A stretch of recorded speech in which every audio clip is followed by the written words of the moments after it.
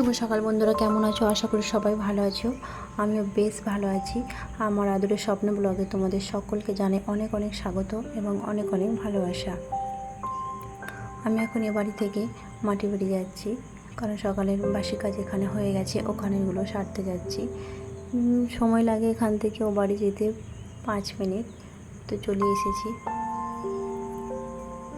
এসেই দেখি মাটির বাড়ির অবস্থা খুবই খারাপ, কারণ এখানে বাবা ধানের বস্তা রেখেছিল, তো সেই বস্তার নিচে এত পরিমাণ ইঁদুরে গর্ত খুলেছে, গর্ত করে 1 বস্তা মাটি বের করেছে। তো সেগুলোই আমি ভালো করে জল দিয়ে গোবর মাটি করে গর্তগুলো বুঝিয়ে দিচ্ছি, কারণ বর্ষাকাল, বুঝতেই তো পারছো সাপ খোপের উপদ্রব কেমন।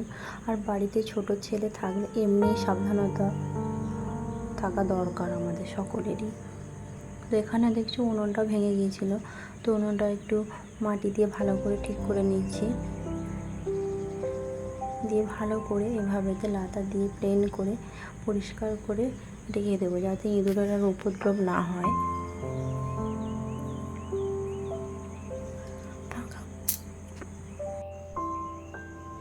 ঝটপট করে লাতা দিয়ে ভালো করে পরিষ্কার করে নেব।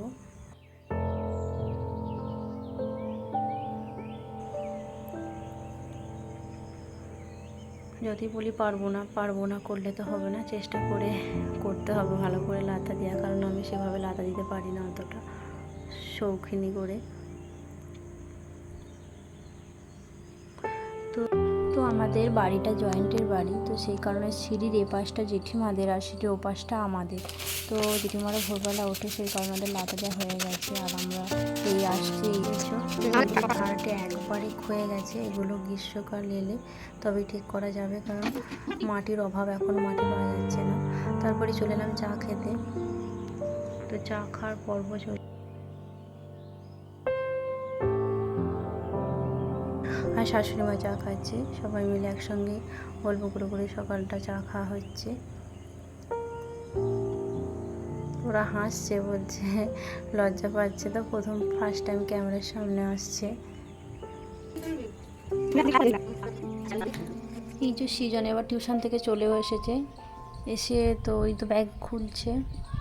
তারপরে আমাদের রান্না করার জন্য ভাত রান্নবো, তার জন্য কি চাল পাঁচড়া না নেই, তো আমি সেইভাবে পাঁচড়তে জানি না ঠিকঠাকভাবে, তো আবার চেষ্টা করছি, তবু মা পারছে না এখন শরীর খারাপের জন্য, তো আমাকে করতে হচ্ছে। তারপরে ভাতও চাপিয়ে দিয়েছি উনানে, ভাতটা বসিয়ে দিয়েছি।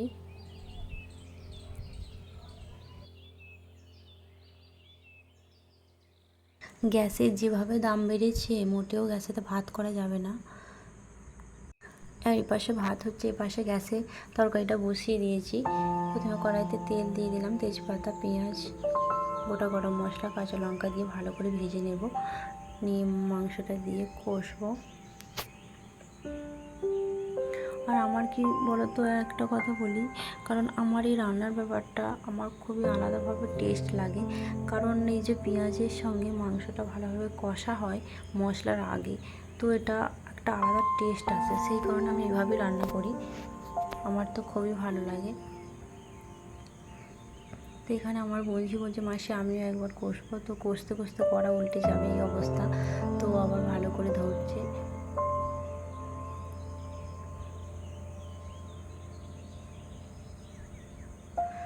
এর সঙ্গে দিয়ে দেবো আদা রসুন বাটা, দিয়ে ভালো করে কষতে হবে। এর সঙ্গে চলে যাবে লঙ্কা গুঁড়ো, হলুদ গুঁড়ো, জিরে গুঁড়ো, ধনে গুঁড়ো, দিয়ে ভালো করে কষতে হবে। উপরে তেল উঠে আসলে ভেজে রাখা আলু দিয়ে আবার ভালো করে কষে নেব।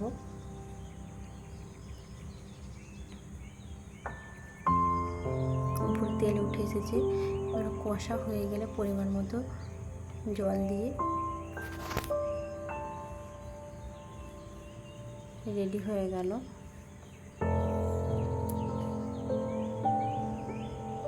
লাল লাল ঝোল। দেখে কি লোভনীয় লাগছে না? তো সিজু বায়না করেছিল আলু ভাজা খাবে, তো সেটাই আমি করছি, হয়েও গেছে বলতে গেলে। আর এখানে ভাত হয়েছিল, উনুনে আগুন ছিল, তো মা তালকে জাল দিয়ে দিচ্ছে। দুপুরে ভাত খেতে বসে গেছি সবাই মিলে একসঙ্গে। তো সিজু আজকে নিজের হাতে ভাত খাচ্ছে, বলছে মামার হাত কেটে গেছে বলছে।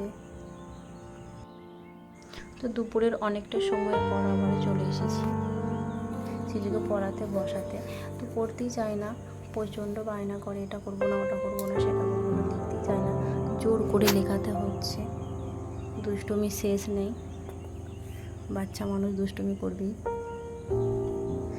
আমার এই ছোট্ট ভিডিওটি তোমাদের যদি ভালো লেগে থাকে অবশ্যই একটি লাইক করে দিও, আর ভিডিওটি কোনো অংশ ভালো লেগে থাকলে অবশ্যই কমেন্ট করে জানাতে পারো।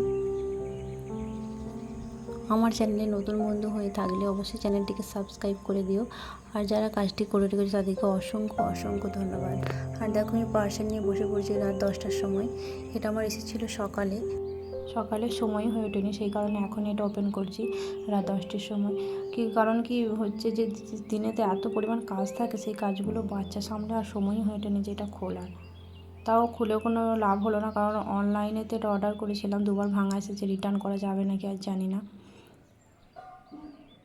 তো আজকের ভিডিওটা এই পর্যন্তই, দেখা হবে পরবর্তী কোনো ভিডিওর সঙ্গে। ততক্ষণে সবাই সুস্থ থেকো, ভালো থেকো, ধন্যবাদ।